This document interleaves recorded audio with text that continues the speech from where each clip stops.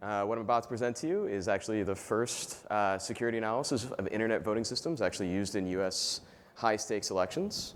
And I want to be explicit here. What I mean by high-stakes elections are elections dealing with US federal office. So there are probably internet voting systems that are very often used in things like board voting or local school districts or things like that. I'm not talking about that explicitly. A little bit about myself.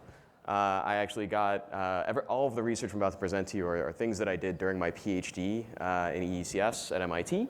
I then went off to Google, became a senior research scientist there.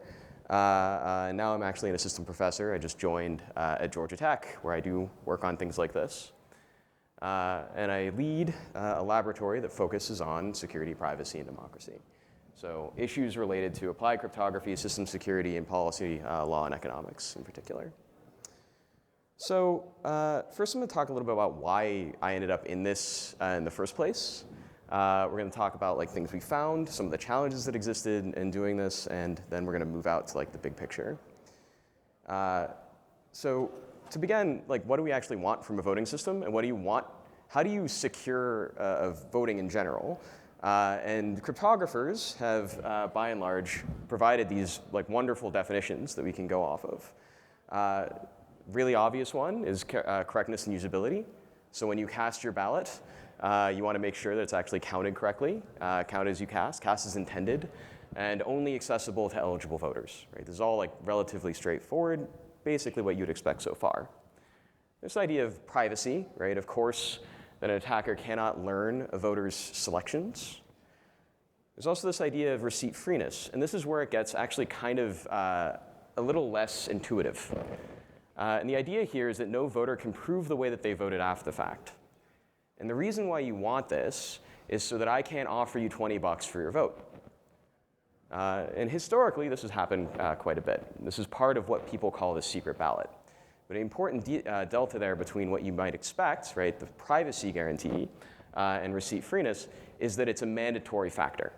It's not just that it's receipt free. It's not just that that an attacker can't figure out how you voted. It's that you can't actually prove otherwise. You can't waive the right to the privacy. There's also this idea of coercion resistance, right? A voter cannot cooperate with an attacker to prove the way they voted. So if you hold a gun to my head as I vote, clearly you can tell me which way to vote. I don't need a receipt. It would be very unfortunate. And then there's this other property called end-to-end verifiability, which is a cryptographic property, one that's generally considered table stakes for internet voting systems, which states that voters have proof that their vote was counted correctly. And you might notice that there's this weird property, this receipt freeness thing, and then there's this end-to-end verifiability objects, and they kind of seem contradictory, right? But it turns out the cryptographers tend to take these challenges that seem sort of impossible to meld and are quite good at actually coming up with solutions for them. So this has actually been a source of study for quite a while. So how is in-person voting secured, right? Now that I've given you all these definitions, does in-person voting, the sort of idealized setting, actually solve a lot of these problems? And it's solved largely via these physical mechanisms. You get privacy because you have these lovely voting booths back there and no one can follow you in. You have receipt freeness because you're forced to surrender your ballot as you are leaving the place, so you don't get your receipt as you leave. There are also guards up front, so coercion resistance happens because they're watching to make sure you're not being followed into the booth by, say, an angry partner or something like this. So how about that receipt freeness and end-to-end verifiability property?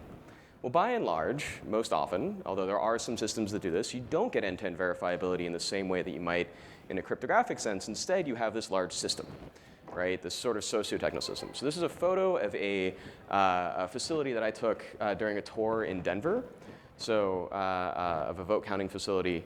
And the first thing you'll notice is that everyone in this facility is wearing badges, and they have these jackets on. And the badges are of different colors. You can't see all of them, and it actually represents what party you're a part of. So the red badges are Republican, the white badges are independent, and you can't see it in this photo, but there are people wearing ones with blue badges.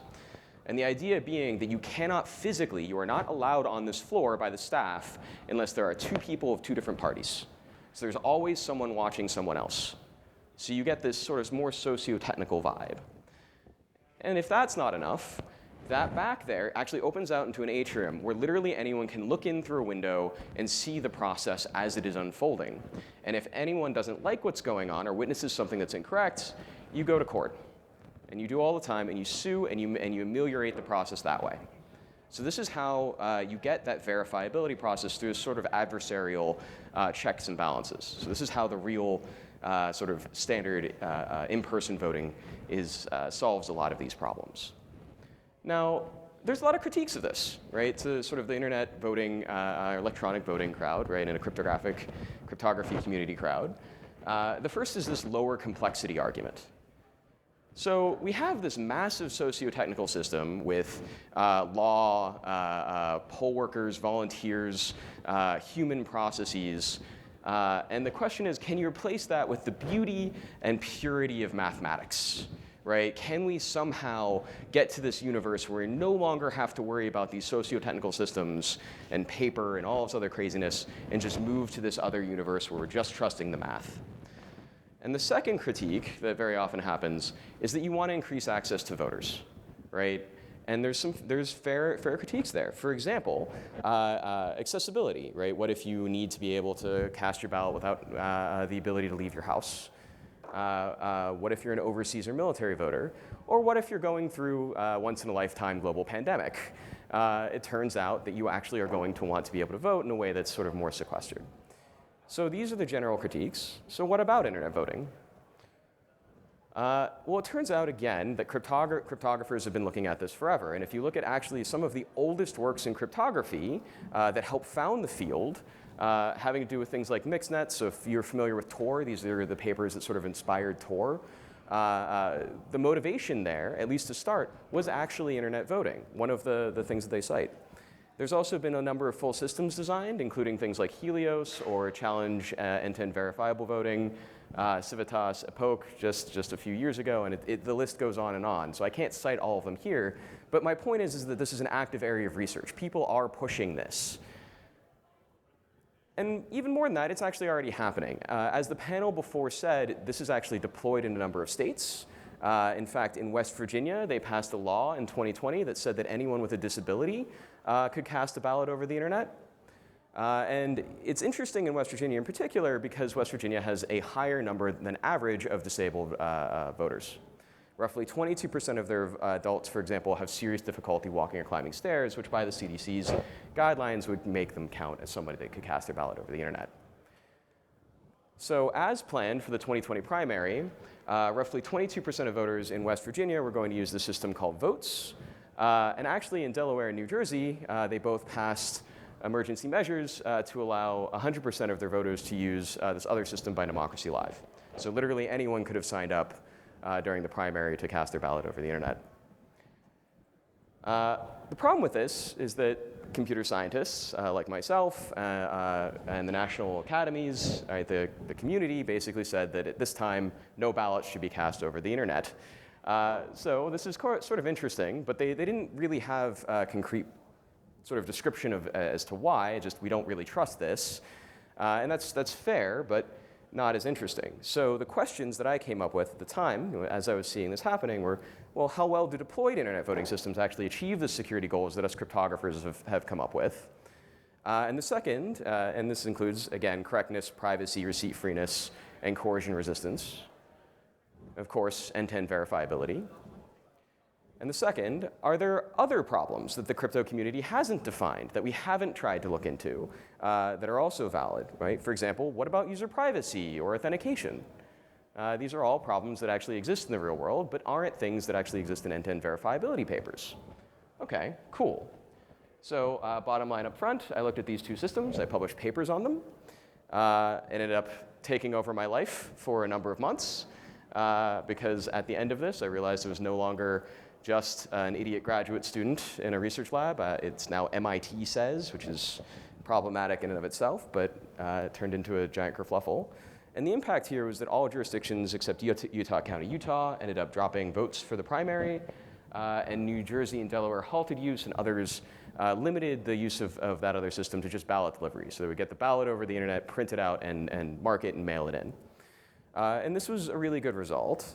So what did I find, to go a little bit further? So the way you do a security analysis, the way that you should do a security analysis is you should assume certain adversaries with certain powers and then try to illustrate what attacks those adversaries can pull off.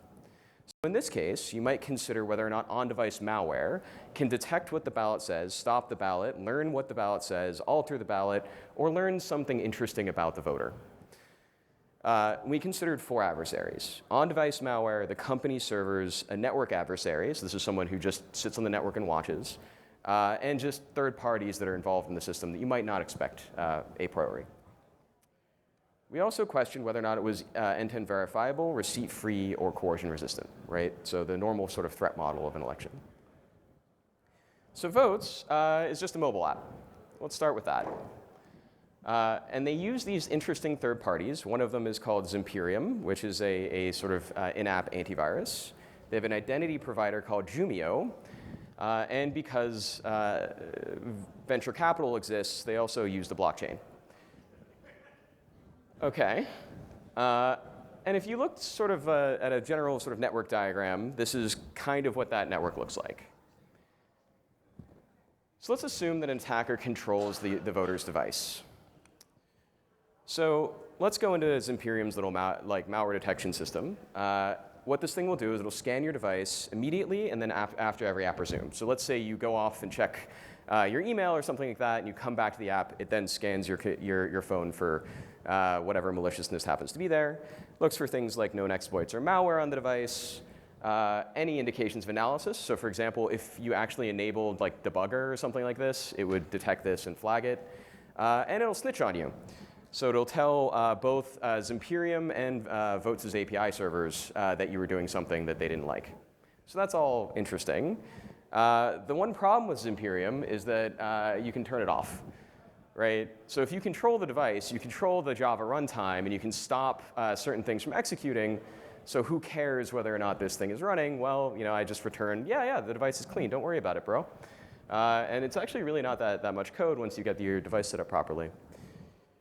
And without Zimperium, right, the attacker has complete control over the voter. And in fact, any receipts are meaningless, and all communications are compromised as well. So there's really no guarantees here.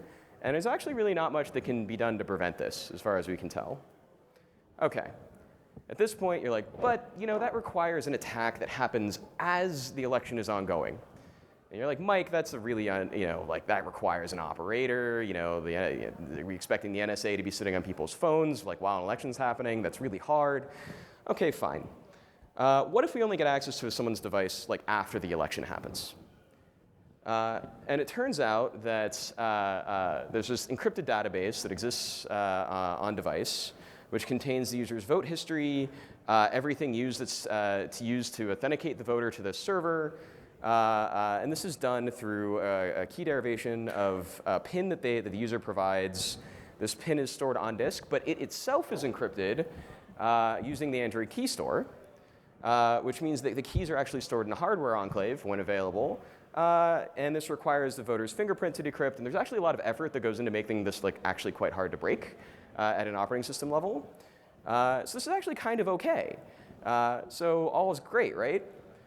Except the PIN was only 8 digits and numeral only.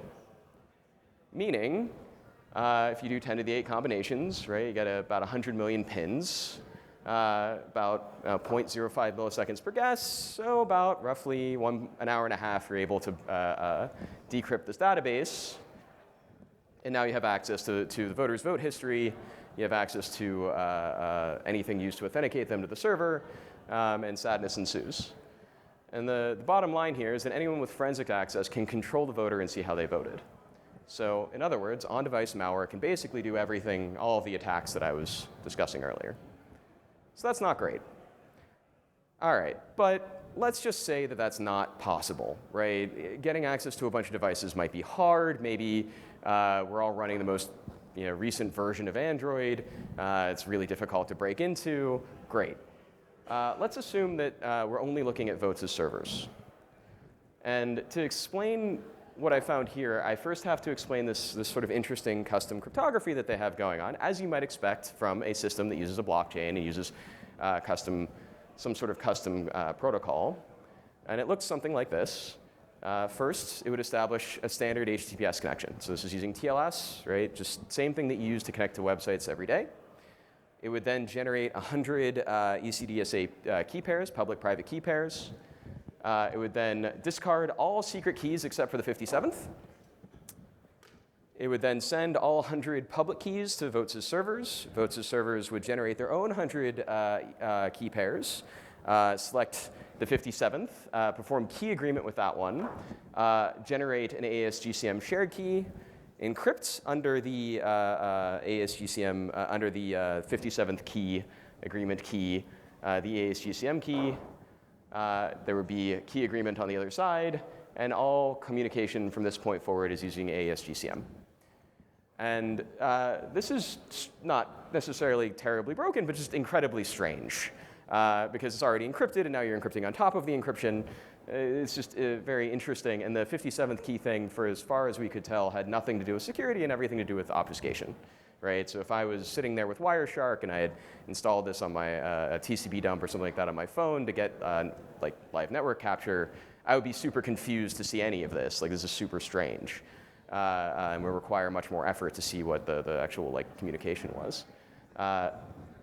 Unfortunately, that was also 100% of the cryptography involved.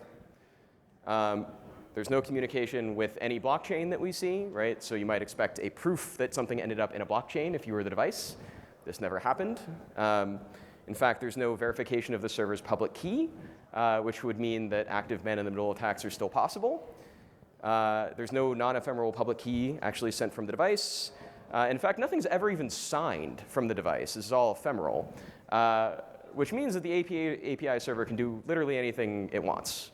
There's no end-to-end verifiability protocol. There's no resistance as you would normally see it. And we're still not entirely sure where a blockchain is involved. So the company servers can do literally anything they want. OK, that's weird. We also know at this point, as I said before, it's not end-to-end verifiable, it's not receipt-free, and it's not coercion resistant. All right. Let's say that Votes' servers are in Fort Knox, right? It's impossible to get access to. They're the only people on the planet that run Cube's OS or something, and it's impossible to actually get access to raw data. Let's just assume a really just like impossibly like unprivileged adversary. Let's assume your broken Wi-Fi router or Comcast or any ISP just sitting between you. They have no special access, just them. Surely they can't get access to anything, right? OK, so this is actually what Votes' app looks like when you're casting a ballot. On the left is just sort of the ballot layout. On the right is the JSON that's actually used to generate that ballot configuration. And what's interesting here is you see how there's candidates with like different URLs. There's candidates with all these sort of interesting pieces of metadata, including various descriptions. And when a voter submits their ballot, what's interesting is that they don't, you might just expect them to say, I voted for option 1 for candidate 2, or something like this, or question 2. That's not what they do. Instead, they send all of the metadata of the voter's actual choice. But only that candidate's metadata, right? And what this means is that the ciphertext size actually will leak the voter's selections, and this is made far worse by the cryptographic addition that they've made. So to illustrate, in regular HTTPS, when you connect to a server, what happens is that your ciphertext is actually the encryption of gzip compressed data. So let's say you're going to a specific version of Reddit, some subreddit or something like this. The data that you're getting back is actually compressed using gzip. So it's at least somewhat obfuscated what page you're looking at. In this case, the length of the ciphertext is actually roughly the length of the gzip data. So it's like compressed length. In Votes' protocol, they went ahead and encrypted before compression can happen. And if you can compress something that's encrypted, you probably have broken the crypto, right? Which means that the length of the ciphertext is roughly equivalent to the length of the data. Meaning, if you were to chart the length of the packets when you're submitting your vote, and you were to chart what it looks like when you submit for a candidate with a short description and a candidate with a long description, you might see something like this. Can you tell which packet is the vote submission? Can you tell which packet was for which candidate? So it's very clear from an ISP, even before the packet has a chance to hit vote to servers, who the person voted for. So this ends up meaning that a network adversary who's entirely unprivileged could stop the ballot and actually learn what the ballot said. So this is not great.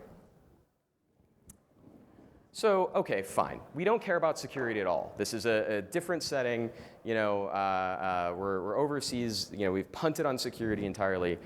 What else can happen? Like, surely we've moved further beyond all of this. Let's talk about how their ID verification process works.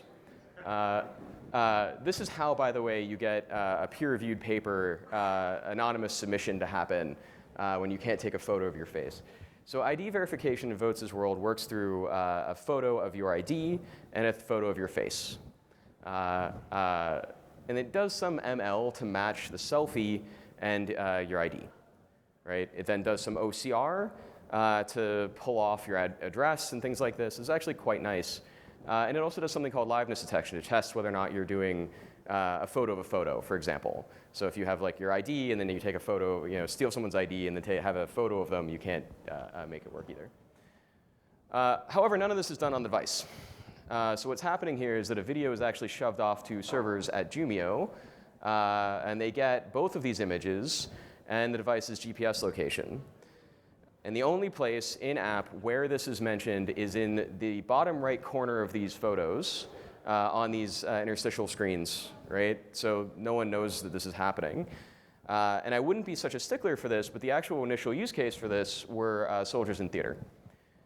So a third-party company is getting your photo ID, your GPS location, where you're actually from, and where you physically are, you know, when you're at war.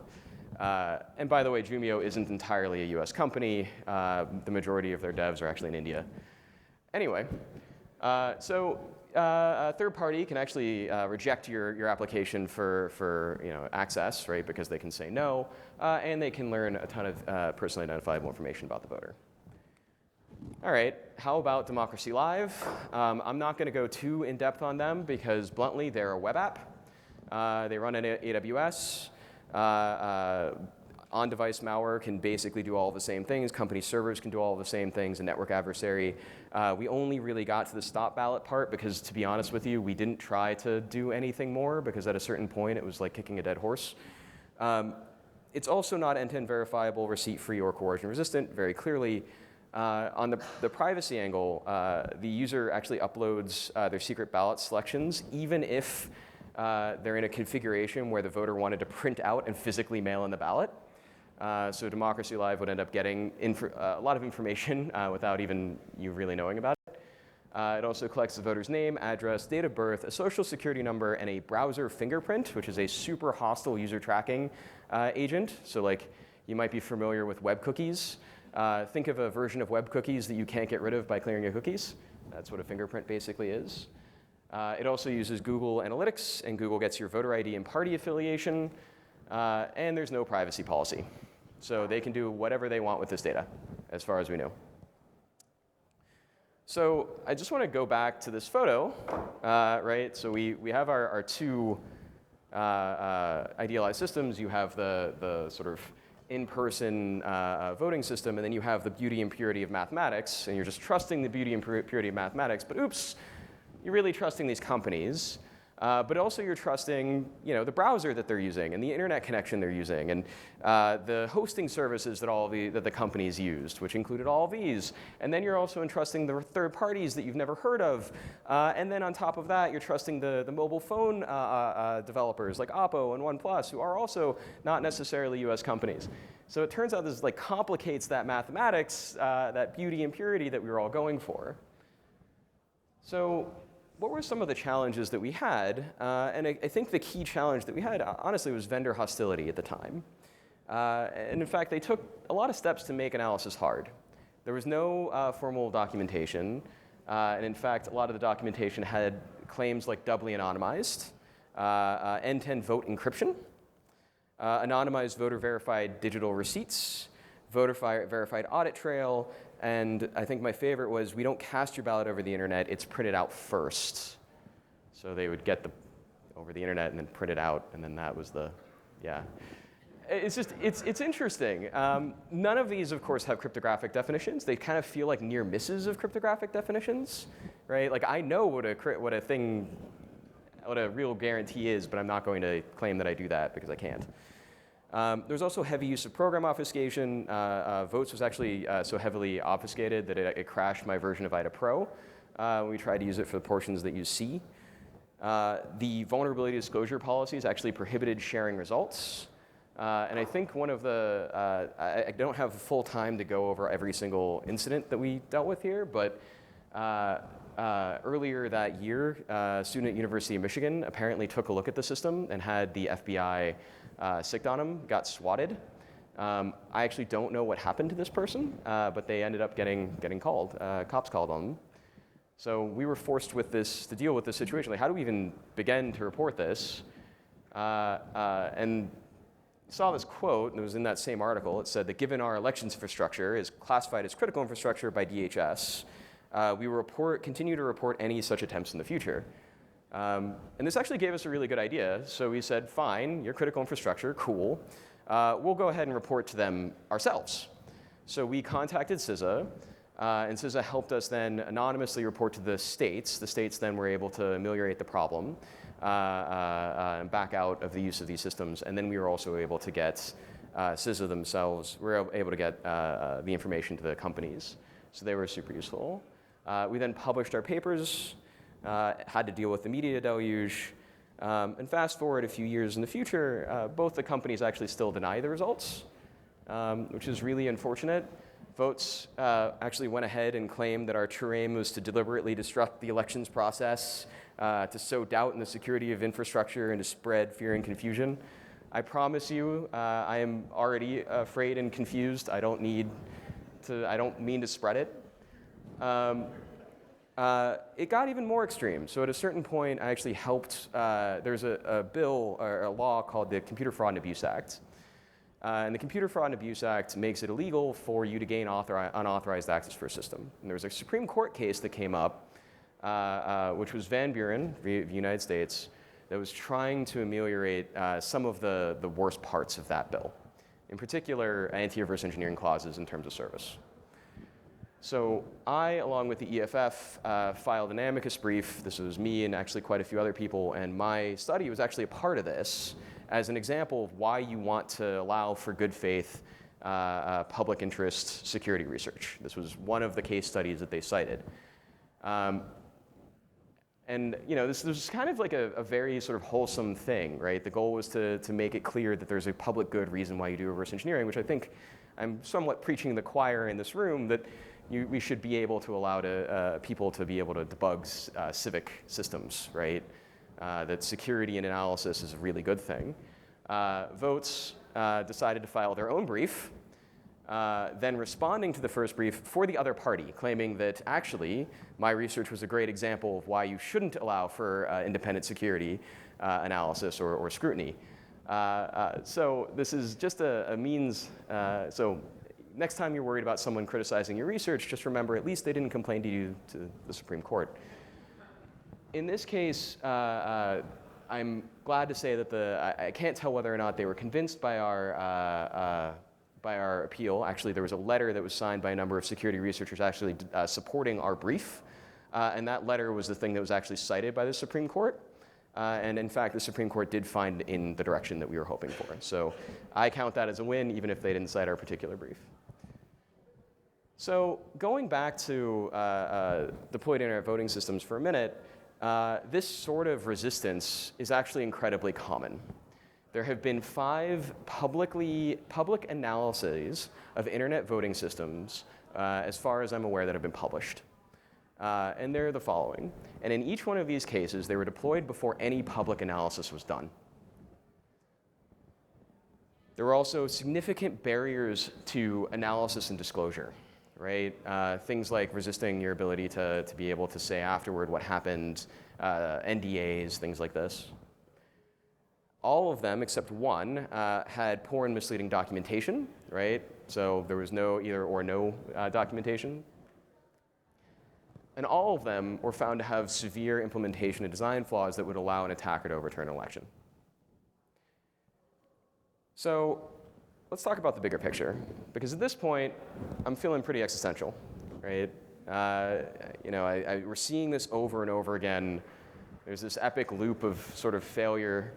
And I come across this, my partner in research comes across this fantastic, he's in the audience, Jimmy, you should talk to, comes across this quote by the guy who funds a lot of this guy named Bradley Tusk. And he says that it's not that cybersecurity people are bad people per se, which I appreciate. I think it's that they are solving for one situation and I'm solving for another. They want zero technology risk in any way, shape, or form. And I am solving for the problem of turnout. And I get this, right? He's basically saying, right, he just wants to solve this policy problem with more technology. And this to me fails for both policy and technical reasons. The technical is pretty straightforward. We actually looked into sort of blockchain voting and applying more cryptography, and this is where I come clean a bit. I actually did not want to continue doing vulnerability discovery research when I was in grad school. My goal was to be a cryptographer, and we were studying how new cryptographic constructions could be useful in elections. And we started looking at this idea of basically backing up end-to-end verifiable systems using a blockchain. So we wrote this paper, and we came up with a bunch of schemes, but at the end of the day, we actually decided, we came up with this negative result, which just said that, no, this doesn't actually help. None of the new cryptography that we're doing is actually going to be that beneficial for the work that you're trying to get done here, for a lot of the reasons that I've expressed, that I've exemplified in the prior work. And that internet voting in general will lead to these more scalable and remote attacks. And then we see a startup that says that they have solved the problem using the blockchain, and they say, Mike, please go take a look. And that's how we get here. And this is another thing that I learned. The voting systems market is very interesting. And in particular, it's largely unregulated in a bunch of ways. It's local. There's fractured decision making. Each jurisdiction here, depending on the state, may or may not get to make independent decisions on the technology that they use. And in classic economics, information asymmetries like this actually will result in market failure, meaning the market won't value a thing if you can't measure it, and you can't understand it. Which means that poor security is actually a rational choice. So this is the cycle. This is the sort of state that we're in right now. This is why we keep having this cycle of security researchers looking at a system, finding a vulnerability, it getting deployed before that ever gets out there, and the companies continuing to behave the same way. And I think that we need to sort of break that cycle. So the future to me looks something like this. This deploy, vulnerability research, press, and fix cycle is really unsustainable. Once, I'm a professor, right? I'm a computer scientist. I do research for a living. It's not to teach, despite everyone's best wishes and hopes. It's really to do research. I can't publish another paper on breaking an internet voting system. I've done it. And once you've done a thing once, it's not research anymore. It's engineering. So it's not sustainable. Current status of the world, I actually don't know anyone at CISA anymore. That organization does not have the same talent that it used to. So even reporting this probably couldn't happen today. So the research that we're doing now actually is attempting to be a lot more collaborative with the elections officials before a lot of this stuff happens. I don't want to go into that publicly right now, but if you're an elections official, my lab wants to talk to you. I've hired people who do both cryptography, system security, and more HCI-style work. And I would be incredibly excited to work with you in the future. So please reach out to me for more information. So if I had to give you just a few high-level ideas before we head out, for the general public, internet voting is really hard in theory and incredibly hard in practice. And these scalable and remote attacks are still possible. The ecosystem really isn't set up well to support research or get research into how to better examine these systems.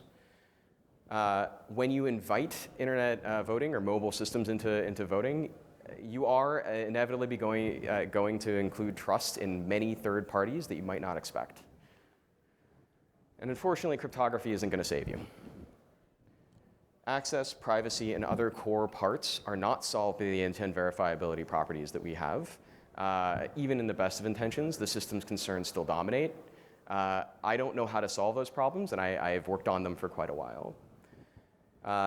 And finally, there's just many opportunities for future research. And if you are cryptographically minded or systems minded, don't despair. There are amazing other places in elections that aren't as hard as the casting and tallying part that you should absolutely try to contribute to. And if you have any questions on any of that, please reach out to me. That's my website and that's my email. So thank you.